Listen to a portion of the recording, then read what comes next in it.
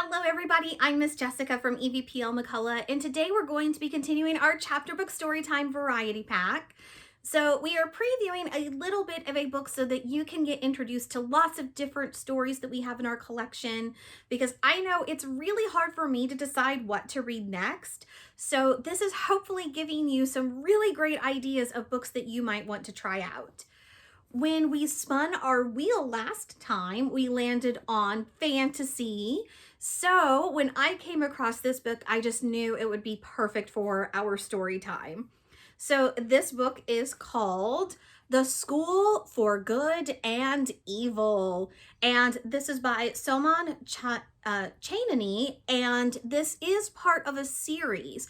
So if you do happen to enjoy this, I believe it has 6 books in the series right now. So you can keep going with the story, which we know I'm a huge fan of, because I love when I can get attached to some characters of their story and it keeps going and they have new adventures. One of the other things that I really like is when you take a story that is really well known, whether it's a fairy tale, a fable, and you twist it into something new. So that's what this book does. And so I knew that, yes, this had to be on our list. All right, so here's what the back says. This year, best friends Sophie and Agatha are about to discover where all of the lost children go. The fabled School for Good and Evil, where ordinary boys and girls are trained to be fairy tale heroes and villains. As the most beautiful girl in Galvildon, Sophie has dreamed of being kidnapped and into an enchanted world her whole life. With her pink dresses, glass slippers, and devotion to good deeds, she knows she'll earn top marks at the School for Good and graduate a storybook princess. Meanwhile, Agatha, with her shapeless black frocks, wicked pet cat, and dislike of nearly everyone, seems a natural fit for the School of Evil. But when the two girls are swept into the endless woods, they find their fortunes reversed, and they'll quickly find the only way out of a fairy tale is to live through it. Wow, what an interesting concept for a story. So I'm excited to see where this goes. If you do happen to want to continue this book, we do have print copies of this. There are also ebook copies and e-audiobook copies. So lots of ways to enjoy this. And also, I love it when a book has a map. So there is a map in the beginning of this so that you can see where things are happening. I just feel like anything the author can add to help us get the story going in our mind is always a wonderful thing. All right, so Chapter 1, The Princess and the Witch. Sophie had waited all her life to be kidnapped, but tonight all the other children in Galvildon writhed in their beds. If the schoolmaster took them, they'd never return, never lead a full life, never see their family again. Tonight, these children dreamt of a red-eyed thief with the body of a beast come to rip them from their sheets and stifle their screams. Sophie dreamt of princes instead. She had arrived at a castle ball thrown, and we have an interesting little illustration there. So a castle ball thrown in her honor, only to find the hall filled with 100 suitors and no other girls in sight. Here, for the first time, were boys who deserved her, she thought as she walked the line, hair shiny and thick, muscles taut through shirts, skin smooth and tan, beautiful and attentive like princes should be. But just as she came to one who seemed better than the rest, with brilliant blue eyes and ghostly white hair, the one who felt like happily ever after, a hammer broke through the walls of the room and smashed the princess to shards. Sophie's eyes opened to morning. The hammer was real, the princes were not. Father, if I don't sleep 9 hours, my eyes will look swollen. Everyone's prattling on that you're to be taken this year, her father said, nailing a misshapen bar over her bedroom window, now completely obscured by locks, spikes, and screws. They tell me to shear your hair, to muddy up your face, and if I believe all this fairy tale hogwash, but no one's getting in here tonight, that's for sure. He pounded a deafening crack as exclamation. Sophie rubbed her ears and frowned at her once lovely window, now something you'd see in a witch's den. Lux, why didn't anyone think of that before?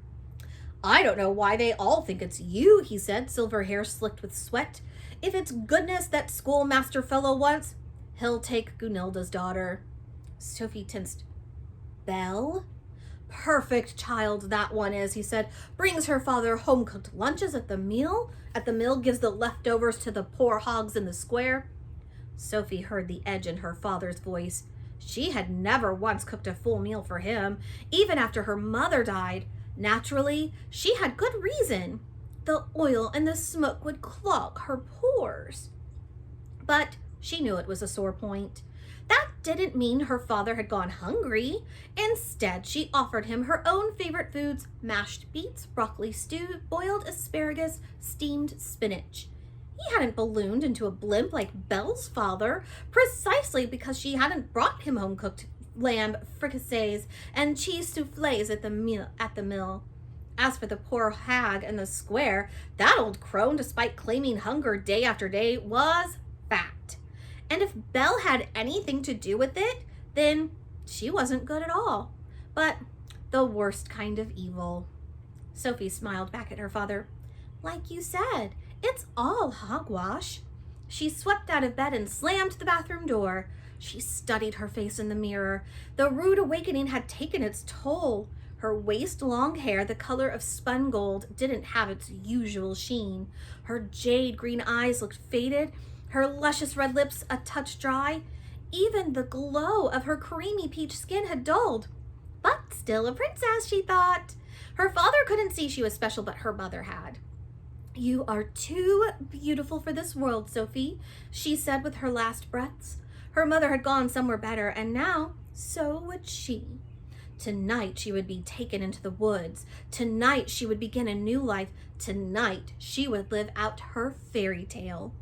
And now she needed to look the part. To begin, she rubbed fish eggs into her skin, which smelled of dirty feet, but warded off spots. Then she massaged in pumpkin puree, rinsed with goat's milk, and soaked her face in a mask of melon and turtle egg yolk. As she waited for the mask to dry, Sophie flipped through a storybook and sipped on cucumber juice to keep her skin dewy soft. She skipped to her favorite part of the story, where the wicked hag is rolled down a hill and a nail-spiked barrel until all that remains is her bracelet made of little boys' bones. Gazing at the gruesome bracelet, Sophie felt her thoughts drift to cucumbers. Suppose there were no cucumbers in the woods. Suppose other princesses had depleted the supply.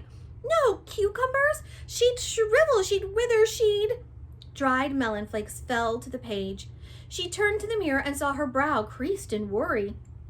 First, ruined sleep, and now wrinkles. At this rate, she would be a hag by afternoon. She relaxed her face and banished thoughts of vegetables. As for the rest of Sophie's beauty routine, it could fill a dozen storybooks. Suffice to say, it included goose feathers, pickled potatoes, horse hooves, cream of cashews, and a vial of cow's blood. 2 hours of rigorous grooming later, she stepped from the house in a breezy pink dress, sparkling glass heels, and hair in an impeccable braid. She had one last day before the schoolmaster's arrival and planned to use each and every minute to remind him why she, and not Belle or Tabitha or Sabrina or any other imposter, should be kidnapped. Sophie's best friend lived in a cemetery. Given her loathing of things grim, gray, and poorly lit, one would expect Sophie to host visits at her cottage or find a new best friend. But instead, she had climbed to the house atop Graves Hill every day this week, careful to maintain a smile on her face, since that was the point of a good deed after all. To get there, she had to walk nearly a mile from the bright lakeside cottages with green eaves and sun-drenched turrets toward the gloomy edges of the forest. Sounds of hammering echoed through the cottage lanes as she passed fathers boarding up doors, mothers stuffing scarecrows, boys and girls hunched on porches, noses buried in storybooks. The last sight wasn't unusual. for children in Galvadon did little besides read their fairy tales. But today, Sophie noticed their eyes, wild, frenzied, scouring each page as if their lives depended on it. 4 years ago, she had seen the same desperation to avoid the curse, but it wasn't her turn then. The schoolmaster took only those past their 12th year who could no longer disguise as children. Now her turn had come. As she slogged up Graves Hill, picnic basket in hand, Sophie felt her thighs burn. Had these climbs thickened her legs? All the princesses in storybooks had the same perfect proportions. Thick thighs were as unlikely as a hooked nose or big feet. Feeling anxious, Sophie distracted herself by counting her good deeds from the day before.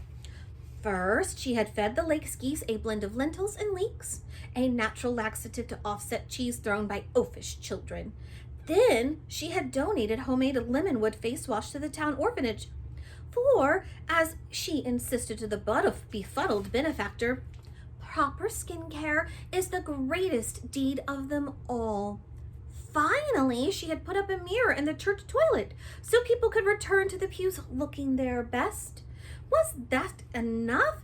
Did these compete with baking homemade pies and feeding homeless hags? Her thoughts drifted nervously to cucumbers. Perhaps she could sneak a private supply into the woods. She still had plenty of time to pack before nightfall. But weren't cucumbers heavy? Which the school sent footmen? Perhaps she should juice them before she... Where are you going? Sophie turned. Radley smiled at her with buck teeth and anemically red hair. He lived nowhere near Graves Hill, but made it a habit to stalk her all hours of the day. To see a friend, said Sophie. Why are you friends with the witch?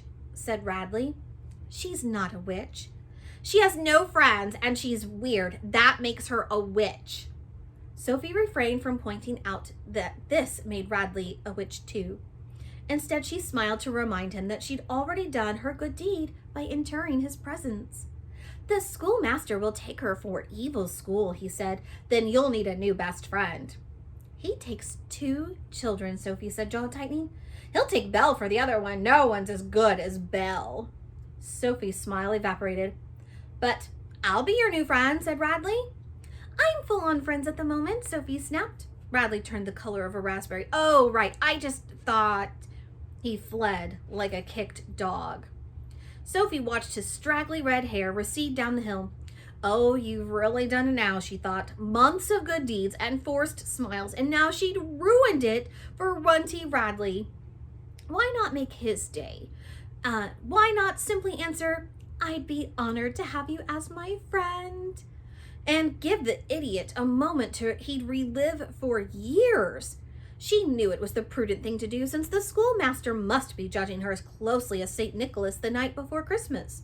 But she couldn't do it. She was beautiful. Radley was ugly. Only a villain would delude him. Surely the schoolmaster must understand that. Sophie pulled open the rusted cemetery gates and felt weeds scratch at her legs. Across the hilltop, moldy headstones forked haphazardly from dunes of dead leaves. Squeezing between dark tombs and decaying branches, Sophie kept careful count of the rows. She had never looked at her mother's grave, even at the funeral, and she wouldn't start today.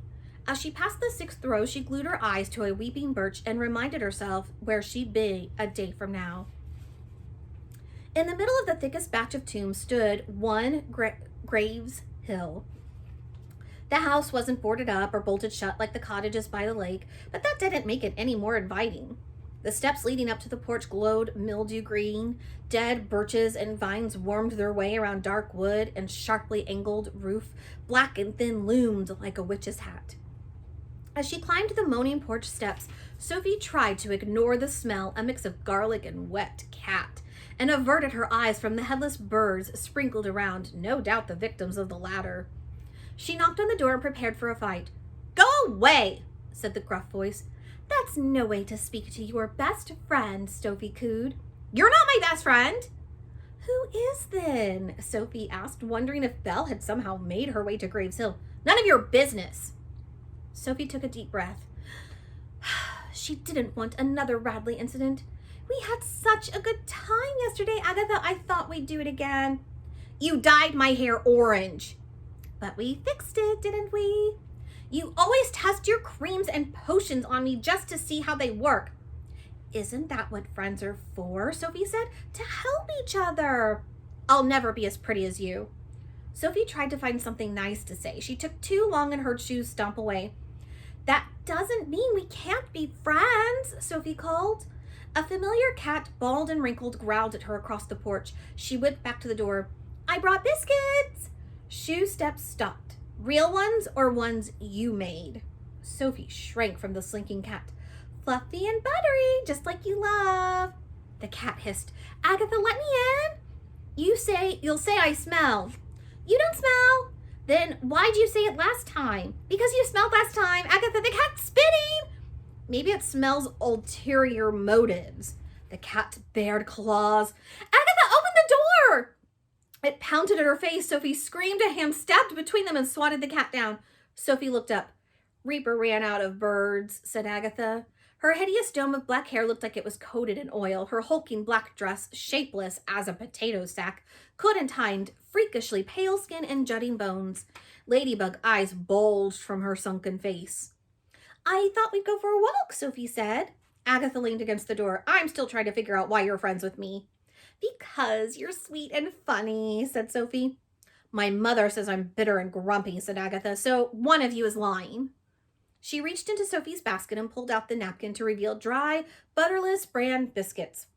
Agatha gave Sophie a withering stare and retreated into the house. So we can't take a walk? Sophie asked. Agatha started to close the door, but then she saw her crestfallen face, as Sophie had looked forward to their walks as much as she had. A short one, Agatha trudged past her, but if you stay anything smug or stuck up or shallow, I'll have Reaper follow you home. Sophie ran after her. But then I can't talk. After 4 years, she dreaded 11th night of the 11th month had arrived. The dreaded 11th night of the 11th month had arrived. In the late day sun, the square had become a hive of preparation for the schoolmaster's arrival. The men sharpened swords, set traps, and plotted the night's guard, while the women lined up children and went off to work. Handsome ones had their hair lopped off, teeth blackened, and clothes shredded to rags. Homely ones were scrubbed, swathed in bright clothes, and fitted with veils. Mothers begged their best-behaved children to curse or kick their sisters. The worst were bribed to pray in church, while the rest in line were led in choruses of the village anthem. Blessed are the ordinary. Fear swelled into a contagious fog. In a dim alley, the butcher and the blacksmith traded storybooks for clues to save their sons. Beneath the crooked clock tower, 2 sisters listed fairy tale villain names to hunt for patterns. A group of boys chained their bodies together. A few girls hid on the school roof, and a masked child jumped from bushes to spook his mother, earning a spanking on the spot. Even the homeless hag got into the act, hopping before a meager fire, croaking, "Burn the storybooks, burn them all!" But no one listened, and no books were burned. Agatha gawped at all of this in disbelief. How can a whole town believe in fairy tales? Because they're real. Agatha stopped walking. You can't actually believe the legend is true. Of course I do, said Sophie. That a schoolmaster kidnaps 2 children, takes them to a school where one learns good and one learns evil, and they graduate into fairy tales? Sounds about right. Tell me if you see an oven. Why? I want to put my head in it. And what, pray tell, do they teach at this school exactly? Well, in the School for Good, they teach boys and girls how, like me, how to become heroes and princesses, how to rule kingdoms justly, and how to find happily ever after, Sophie said. In the School for Evil, they teach you how to become wicked witches and humpback trolls, how to lay curses and cast evil spells. Evil spells? Agatha cackled. Who came up with this, a 4-year-old? Agatha, the proof's in the storybooks. You can see the missing children in the drawings. Jack, Rose, Rapunzel, they all cut their own tails. I don't see anything because I don't read dumb storybooks. Then why is there a stack by your bed? Sophie asked. Agatha scowled. Look, Who's to say the books are even real? Maybe it's the bookseller's prank. Maybe it's the elder's way to keep children out of the woods. Whatever the explanation, it isn't a schoolmaster and it isn't evil spells. So who's kidnapping the children? No one. Every 4 years, 2 idiots sneak into the woods, hoping to scare their parents, only to get lost or eaten by wolves. And there you have it. The legend continues. That's the stupidest explanation I've ever heard. I don't think I'm the stupid one here, Agatha said. There was something about being called stupid that set Sophie's blood aflame. You're just scared, she said. Right, Agatha laughed. And why would I be scared? Because you know you're coming with me. Agatha stopped laughing. Then her gaze moved past Sophie into the square. The villagers were staring at them like the solution to a mystery. Good in pink, evil in black. The schoolmaster's perfect pair. Frozen still, Agatha watched dozens of scared eyes bore into her. Her first thought was that after tomorrow, she and Sophie could take their walks in peace. Next to her, Sophie watched children memorize her face in case it appeared in their storybooks one day. Her first thought was whether they looked at Belle the same way. Then through the crowd, she saw her. Head-shaved, dress-filthy Belle kneeled in dirt, frantically muddying her own face. Sophie drew a breath. For Belle was just like the others. She wanted a mundane marriage to a man who would grow fat and lazy and demanding. She wanted monotonous days of cooking and cleaning and sewing. She wanted to shovel dung and milk sheep and slaughter squealing pigs. She wanted to rot in Galvadon until her skin was liver spotted and her teeth fell out. The schoolmaster would never take Belle because Belle wasn't a princess. She was nothing. Victorious, Sophie beamed back at the pathetic villagers and basked in their stares like shiny mirrors. Let's go, said Agatha. Sophie turned. Agatha's eyes were locked on the mob. Where? Away from the people. As the sun weakened to a red orb, 2 girls, one beautiful, one ugly, sat side by side on the shore of a lake. Sophie packed cucumbers in a silk pouch while Agatha flicked lit matches into the water. After the 10th match, Sophie threw her a look. It relaxes me, said Agatha. Sophie tried to make room for the last cucumber. Why would someone like Belle want to stay here? Who would choose this over a fairy tale? And who would choose to leave their family forever? Agatha snorted. Except me, you mean, said Sophie. They fell silent. Do you ever wonder where your father went? Sophie asked. I told you he left after I was born. But where would he go? We're surrounded by woods to suddenly disappear like that. Sophie spun. Maybe he found a way into the stories. Maybe he found a magic portal. Maybe he's waiting for you on the other side. Or maybe he went back to his wife, pretended I never happened, and died 10 years ago in a mill accident. Sophie bit her lip and went back to cucumbers. Your mother's never at home when I visit. She goes into town now, said Agatha. Not enough patience at the house. Probably the location. I'm sure that's it, Sophie said, knowing no one would trust Agatha's mother to treat diaper rash, let alone illness. I don't think a graveyard makes people all that comfortable. Graveyards have their benefits, said Agatha. No nosy neighbors, no drop-in salesmen, no fishy friends bearing face masks and diet cookies, telling you're going to evil school in magic fairyland. She flicked a match with relish. Sophie put down her cucumber. So I'm fishy now? Who asked you to show up? I was perfectly fine alone. You always let me in. Because you always seem so lonely, said Agatha, and I feel sorry for you. Sorry? For me? Sophie's eyes flashed. You're lucky that someone would even come to see you and no one else will. You're lucky that someone like me would be your friend. You're lucky that someone like me is such a good person.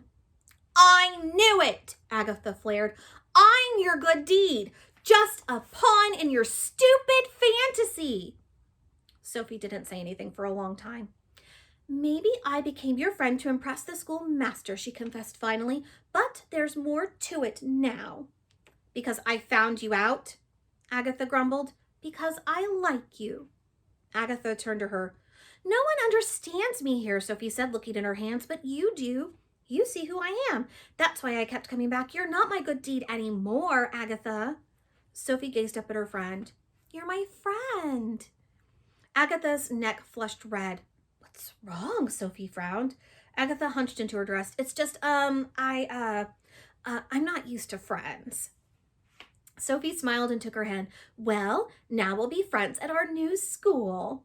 Agatha groaned and pulled away. Say I sink into your intelligence level and pretend to believe all of this. Why am I going to a villain school? Why has everyone elected me the mistress of evil? No one says you're evil, Agatha, Sophie sighed. You're just different. Agatha narrowed her eyes. Different how? Well, for starters, you only wear black. Because it doesn't get dirty. You don't ever leave your house. People don't look at me there.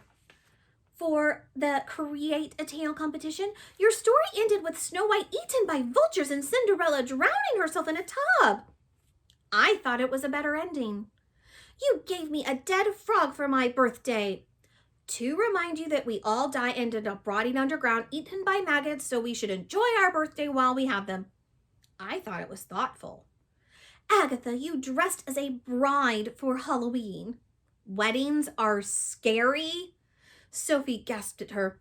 Fine, so I'm a little different, Agatha glared. So what? Sophie hesitated. Well, it's just that in fairy tales, different usually turns out, evil? You're saying I'm going to turn out a grand witch, said Agatha, hurt. I'm saying that whatever happens, you'll have a choice, Sophie said gently. Both of us will choose how our fairy tale ends. Agatha said nothing for a while. Then she touched Sophie's hand. Why is it that you want to leave here so badly? That you believe in stories you know aren't true? Sophie met Agatha's big, sincere eyes. For the first time, she let the tides of doubt. Because I can't live here anymore, Sophie said, her voice catching. I can't live an ordinary life. Funny, said Agatha. That's why I like you. Sophie smiled. Because you can't either? Because you make me feel ordinary, Agatha said. And that's the only thing I've ever wanted. The tenor rolled, clocks sang darkly in the valley, 6 or 7, for they had lost track of time.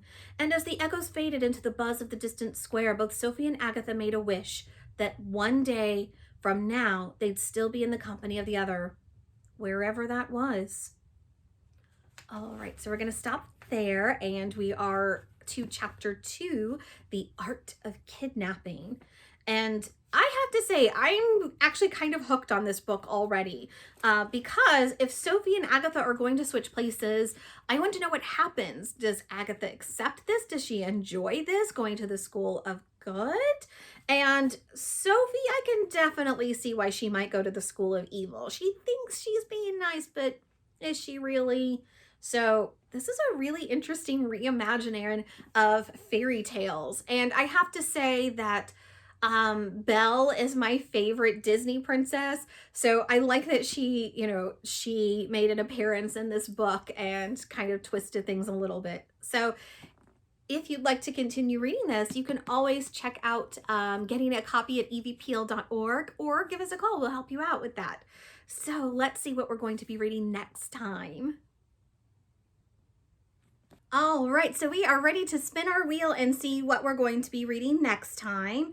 So we just read fantasy. We have spooky, mystery, realistic fiction, adventure, science fiction, historical fiction, and humor. All right, so let's spin our wheel and see what we get.